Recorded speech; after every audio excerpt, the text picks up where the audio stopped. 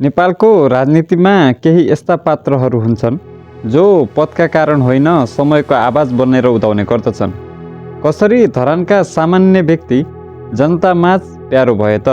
हो साथीहरू, हामी कुरा गर्दैछौँ हर्क साम्पाङको। आउनुहोस् उनको राजनीतिक उदयको वास्तविक कहानी जान्ने कोसिस गरौँ आजको यो भिडियोमा। विक्रम सम्मत 2039 साल फागुन 15 गते खोटाङ जिल्लामा उनको जन्म हुन्छ। एउटा सामान्य परिवारमा जन्मेका हर्क साम्पाङ 2055 सालतिर एसएलसी पास गरेर उच्च शिक्षा अध्ययन गर्नका लागि धरान झरेका थिए। उनले महेन्द्र बहुमुखी क्याम्पसबाट राजनीतिक र समाजशास्त्रमा स्नातक गरे। उनले धरानमा हुँदाखेरि ट्युसन टिचर भएर नि काम गरे। पछि बिस्तारै वैदेशिक रोजगारका लागि उनी इराक र अफगानिस्तान गएका थिए। त्यहाँ 6 वर्ष काम गरिसके पछाडि उनी धरान फर्के। धरान फर्केपछि अटो किनेर भाडामा लगाउँथे। यसो गर्दै गर्दा बिस्तारै उनी सामाजिक कार्यमा पनि हात हाल्न थाले। हर्क साम्पाङले सुरुवाती अभियान भ्रष्टाचार विरुद्ध गरेका थिए। उनले राष्ट्रिय एकता सञ्जाल नामको संस्था नै खोलेका थिए। त्यतिखेर भ्रष्टाचार विरुद्ध अभियान गर्दै गर्दा उनले आफ्नो उपनाम क्रान्ति भनेर राखेका थिए, जुन अहिले नि प्रयोग गर्दैछन्। हामीले उनको फेसबुक पेज हेर्ने हो भने त्यहाँ हर्क साम्पाङ अ रेभुलेसन लेखेको देख्न सक्छौँ। धरान त्यतिखेर लामो समयसम्म एमालेको क्षेत्र भनेर चिनिन्थ्यो। 2074 को स्थानीय चुनाव नि एमाले नै जितेको थियो। तर चुनाव जितेको 2 वर्षमै धरानका मेयरको मृत्यु हुन्छ। अब मेयरको मृत्यु भए पश्चात उपनिर्वाचन हुन्छ। 2076 सालमा भएको उपनिर्वाचनमा पहिलो पटक एमाले नभएर काङ्ग्रेसले जित्छ। इन्ट्रेस्टिङ कुरा त के छ भने त्यही चुनावमा हर्क साम्पाङले पनि भाग लिएका हुन्छन्। उनले चुनाव हारे पनि धरानका जनताले चेन्ज चाहिरहेका छन् भन्ने राम्रोसँग बुझेका थिए। धरान जस्तो ऐतिहासिक सहरमा जहाँ लामो समयसम्म राज्यको प्राथमिकता पर्न सकेको थिएन, खानेपानी फोहोर व्यवस्थापन थुप्रै समस्याले धरान सहर जुधिरहेको थियो। विशेष गरी खानेपानीको मुख्य समस्या थियो धरानमा। यही मुद्दालाई हर्क साम्पाङले आफ्नो चुनावी प्रचार प्रसारमा प्रयोग गरेका थिए।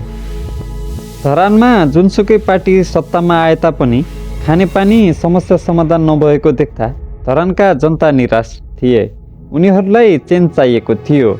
अब यति बेला हर्क साम्पाङको चर्चा भएको थियो।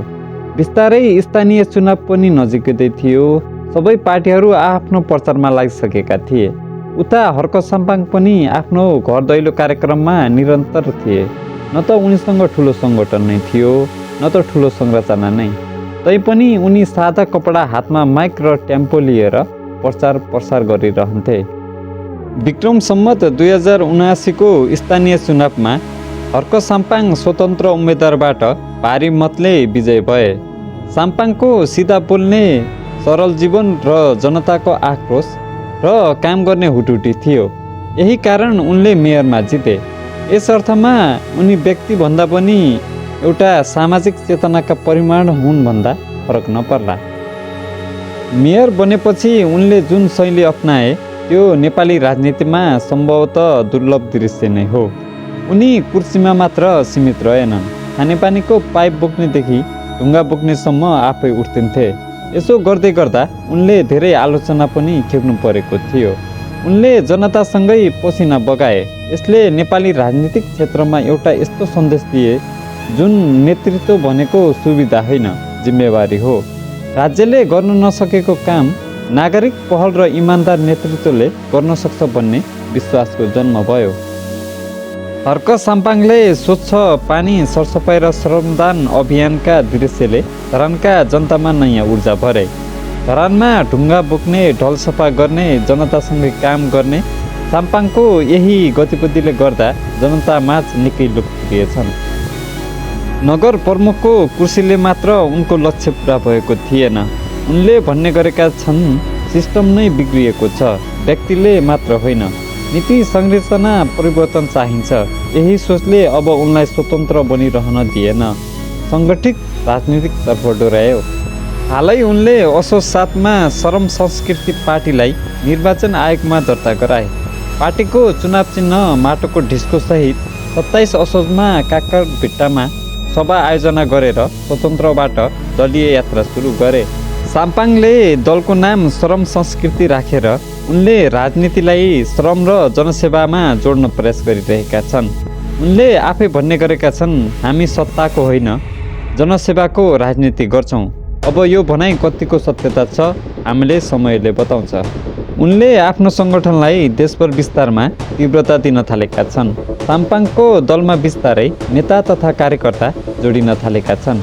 बिस्तारै साम्पाङको स्वच्छ शासन र श्रमदान अभियानसँग जोडिन आएका युवाहरू दलसँग पनि जोडिन लागेका छन्। उनको लोकप्रियता देशभर नै चलिरहेको छ। हर्क साम्पाङ सामाजिक सञ्जालमा निकै सक्रिय हुन्छन्। उनी प्याच्च बोलिदिन्छन् जसले समर्थकहरू आकर्षित हुने गर्दछन्। कहिले काठमाडौँका मेयर बालेन शाह त कहिले मन्त्रीलाई लक्षित गरी पोस्टहरूले बहस र विवाद जन्माउँछ। स्वतन्त्रताको पहिचान लिएर अघि बढेका व्यक्तिले दल बनाउँदा स्वाभाविक रूपमा प्रश्न त उठ्ने नै भयो, के हर्क साम्पाङ अब स्वतन्त्र रहेन? पार्टी चलाउने, नीति बनाउने र प्रतिस्पर्धा गर्ने जिम्मेवारीको बोझले उनको मौलिकता दबिन्छ कि? यस्ता थुप्रै प्रश्न उनीमाथि उठिरहेका छन्।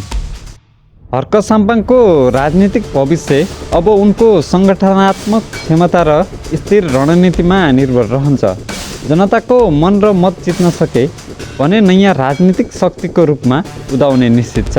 यसले देशको राजनीतिमा नयाँ मोड दिन सक्ला। यसको जवाब समयले दिनेछ। हर्क साम्पाङ, तपाईँलाई कस्तो लाग्छ? आफ्नो प्रतिक्रिया दिन नभुल्नुहोला। धन्यवाद।